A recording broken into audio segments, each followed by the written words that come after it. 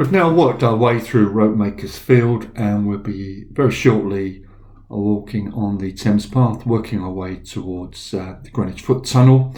Just a short message: if you like our videos, this is our third one, then please feel free to hit the subscribe button. We'd love to have you on board.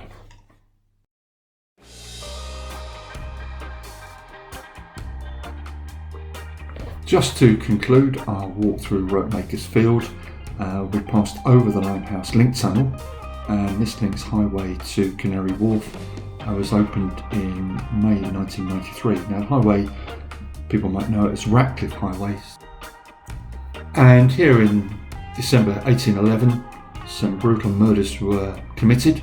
The suspect was a John Williams, who committed suicide before the cases went to trial. And this is where members of the Marr and Williamson families were brutally murdered. London has seen its fair share of brutality over the ages, but even by London standards, these murders were really gruesome and shocked the local community. Opposite us on the Thames Path, we can see Rotherhithe. We'll be delving into some of its history in a few moments, but just to talk a little bit about the River Thames today. We can see the tide is up, so there will be no mudlarkers today. Mudlarking is a great way to getting to know the history of London. I'm not a mudlarker myself, but a keen follower of people like Cy Fine, Simon Bourne, Nicola White, Tideline Arts, other people like Jason Sandy and Nick Stevens. The mudlarkers tend to put their vlogs out late on Sunday afternoon. It's always keenly anticipated in our household. They've made some tremendous finds. We'll put the links to their YouTube channels later on in the vlog, and lots of their finds are a real time capsule on London, going back to Bronze Age, Iron Age, Roman times, Dark Ages, Tudor, Georgian, Victorian periods. My own personal interest is trade tokens, which were issued between 1648 and 1672 as small change, small coinage was in limited supply. Well, as a mudlarker, my ultimate find, I think, would be a Puddingling trade token from about 1665 or maybe even 1666. Wow, could it get much better than that? Well, let me know what your greatest find would be. If you were a mudlarker, then please feel free to put them in the comments. Now let's turn our attentions to Rotherhithe, and let's try and do it justice. Well, you can't really, can you, in a quick 1 or 2 minute piece. Famous sons would be Max Bygrave, the entertainer, and the great actor Michael Caine. Don't know if a lot of people know that. In July 1620, the Mayflower sailed from Rotherhithe, picking up about 65 to 70 passengers, and there is now an aptly named pub called the Mayflower. Some of you may remember a series called Mudmen that was out, I think, about 8-9 years ago, and it featured the presenter Johnny Vaughan and Mudgod. That was about mudlarking on the River Thames, and I do believe the Mayflower was Johnny Vaughan's favourite pub, or so he said. Rotherhithe has a strong shipbuilding tradition and also has strong connections with Scandinavia, and has its own Norwegian, Swedish and Finnish church. Rotherhithe was also involved with the extraction of whale oil, particularly noxious and nasty trade. Whale oil was used for lighting in Victorian London. A few years ago, a £600 million plan was initiated to develop a crossing between Rotherhithe and Canary Wharf, but was ditched by Transport for London on the basis of cost. Now let's get back to north of the river. Let's concentrate on the Isle of Dogs, and we can see coming up very shortly the Space Performing Arts Theatre, which has recently housed the London Horror Festival and who has a patron, Sir Ian McKellen. We're now going to see Steve, who has a problem with Stratford High Street. In his element, he's a real cat lover. He has 3 or 4 cats of his own, and you can see there's real love there. Steve, for all his problems with Stratford High Street, is really a warm and wonderful human being.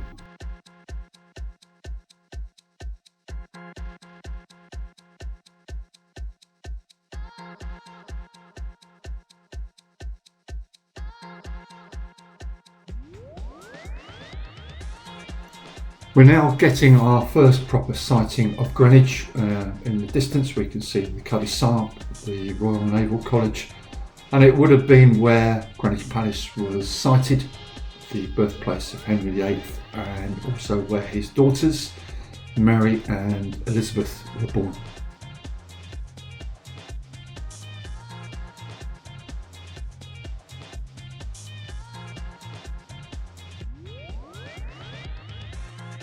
We're very close now to Island Gardens and the Greenwich Foot Tunnel, and we've just happened across the Poplar Blackwall District Rowing Club. Why make mention of this rowing club? Well, you don't get too many rowing clubs around here. They seem to be a little more popular upriver. And this is where Olympic rower Mark Hunter started his career. And he went on with Zach Purchase to win the double sculls, lightweight sculls in 2008, and then got a silver medal in the London Olympics of 2012. Mark was born in Forest Gate and attended the Havering Sixth Form College and is an avid West Ham fan. The picture you see in front of you is Mark being helped to his feet by Steve Redgrave and a London 2012 official. Mark and Zach had just lost their gold medal by literally inches from a fast finishing Danish pair, and I think the effort and the emotion of the moment, to win gold in your home Olympics meant so much to them. The moment had really overtaken him, I think. You can't mention Poplar without mentioning the award-winning series Call the Midwife. It is my wife's favourite ever show. It's one of those shows that the BBC does so well, and I believe they've exported it to well over 100 countries. Often when you're abroad, I bumped into people whose references to London are based around watching Call the Midwife. It really does depict East End life after the war quite brilliantly. We're now entering Island Gardens and will soon be progressing into the Greenwich Foot Tunnel. We'll give some narrative on the history of the Foot Tunnel, but in the whole, we'll just let you suck in the atmosphere and enjoy the silence.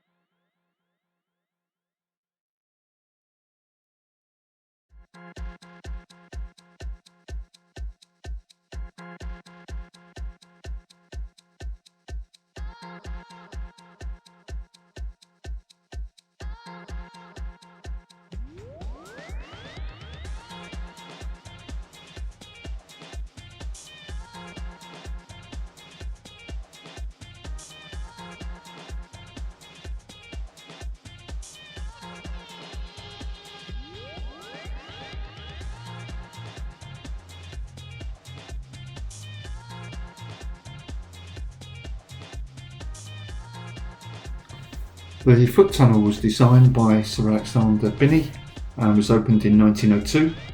The tunnel is approximately 1,217 feet in length, 50 feet deep, and costs £127,000, with £30,000 as compensation to the waterman.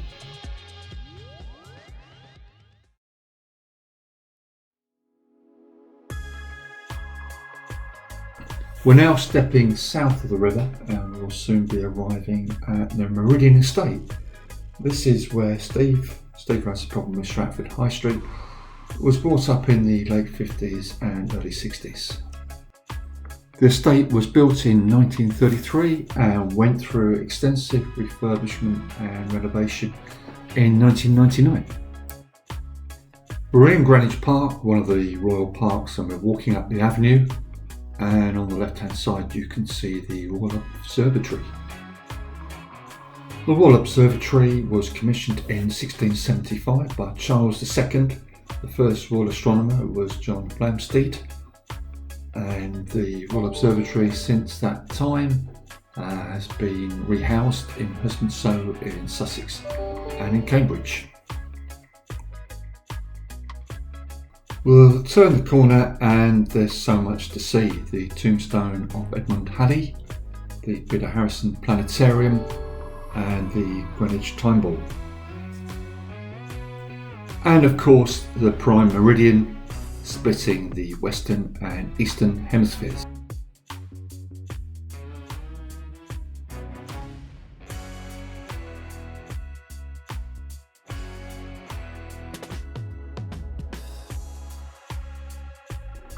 We're passing into Blackheath Avenue and very shortly we'll be seeing the statue of General James Wolfe. The statue was built in 1930 to commemorate Britain's victory against the French at Quebec, securing Quebec for the Canadians and therefore for the British. General Wolfe died in this battle. He had strong connections with Woolwich, he lived in the area, and his parents lived in McCartney House, which is on the edge of Greenwich Park.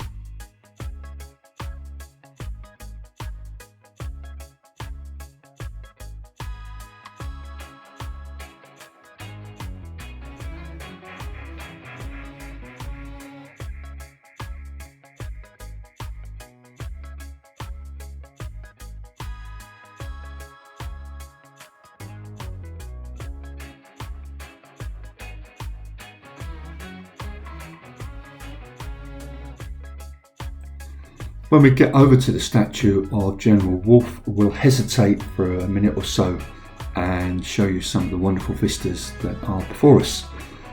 We can see Canary Wharf and the massive development that's taken place there over the last 30 to 35 years, and then we'll pan left to the city. We're also taking the lower reaches of Greenwich Park.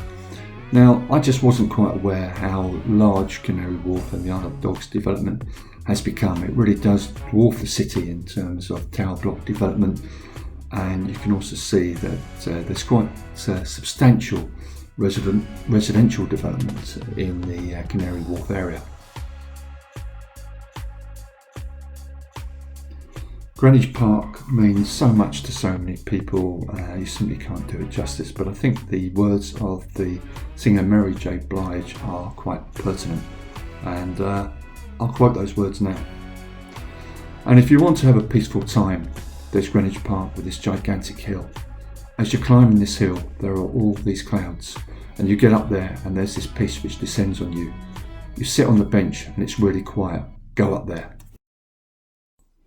We're touching all the musical genres in these walks. The last walk we did from Stratford to Limehouse, we mentioned Charlie Harper from UK Subs, a good bit of old punk, and also mentioned Steve Harris from Iron Maiden, and now we're mentioning soul and hip hop.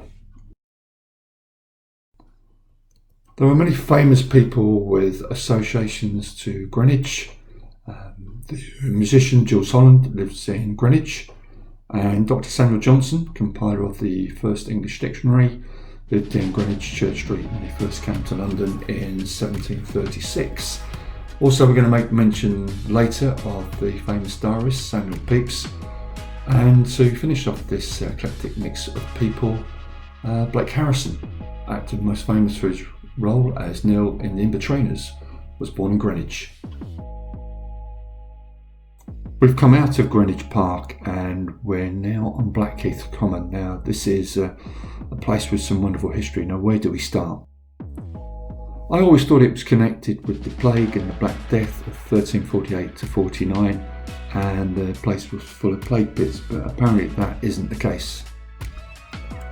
Blackheath Common was a rallying point for Wat Tyler's Peasant Revolt of 1381, and also for Jack Cade's Kentish Rebellion in 1450. In June 1497, the Cornish rebels were defeated on the western edges of Blackheath Common in what is commonly known as the Battle of Deptford Bridge, alternatively known as the Battle of Blackheath.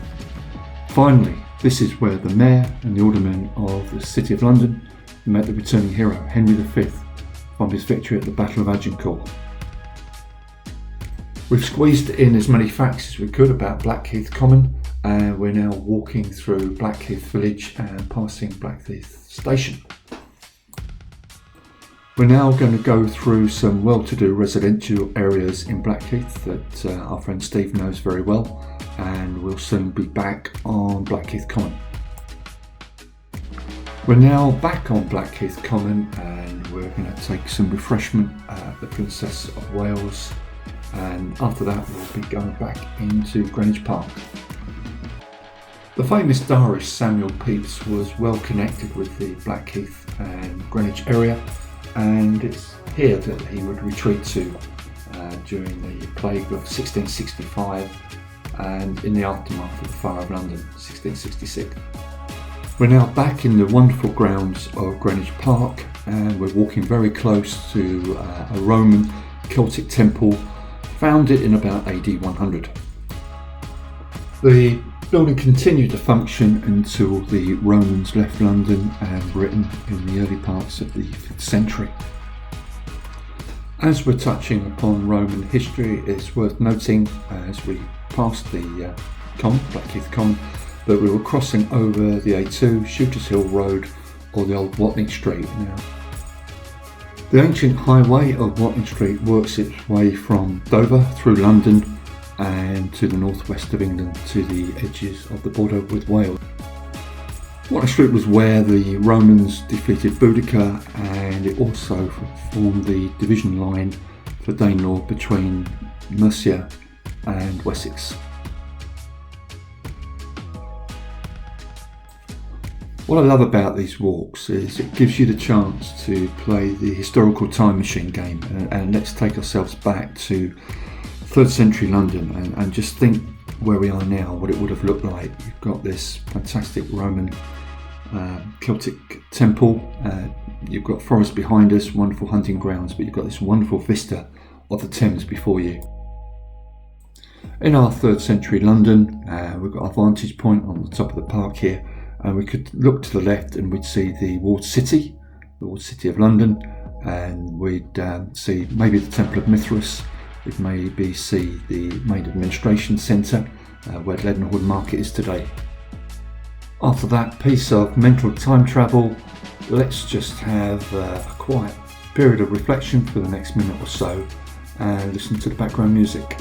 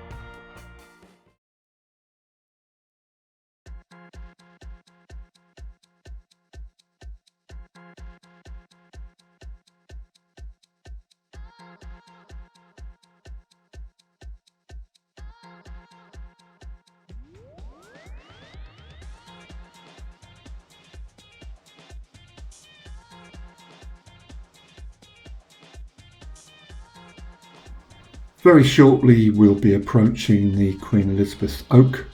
This is an oak tree that dates back to the 12th century, and reputedly it is where Henry VIII danced with Anne Boleyn, and where Queen Elizabeth I would also sit to have a summer picnic.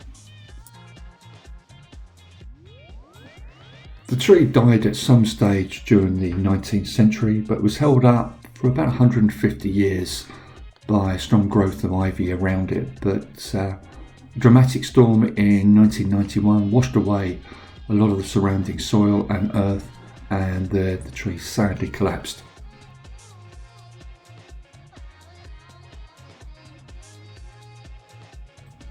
We're back in our historical time machine. We've moved on from 3rd century London, and we're now in 1530s London. And just think of a banquet or picnic that would have been held here with Henry VIII and Anne Boleyn. Just think what would have been on the menu that day. I'll give you a selection of what might have been eaten. I'm not quite sure of the order, but let's work with a list I have in front of me.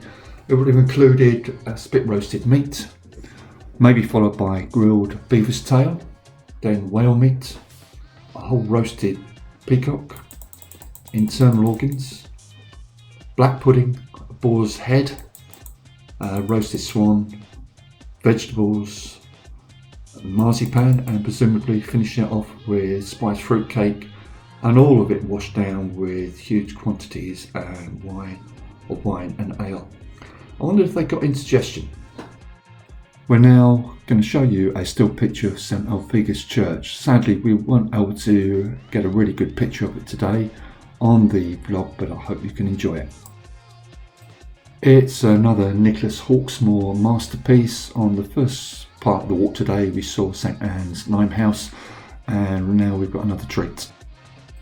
The church is dedicated to St Alfege, who was Archbishop of Canterbury, and apparently marks the place where he was martyred on the 19th of April 1012, just having been taken prisoner during the sack of Canterbury by Danish raiders the previous year.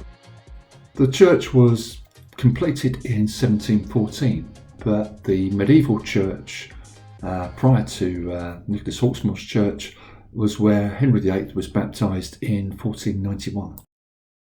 We've just about finished the walk today, and we're going to end by celebrating with a couple of pints in the Trafalgar. So let us know in the comments what you think of our walk today. These walks are still very much a work in progress. You can see the strategy at the moment is to go with commentary over the filming rather than do a more sort of spontaneous live approach that other vloggers tend to do on these history walks. So let us know what you think. We might change our strategy in future so you get more of a live feel and a live feed, and people may prefer that. Also, I'll put up the YouTube channels for Nicola White and for Sci-Finds. And just one last message. Please feel free, if you want, to subscribe to our channel. As we said earlier in the video, we'd love your support. So go on and please hit that subscribe button. We'd really appreciate your support. And finally, big shout out to Max from Felixstowe.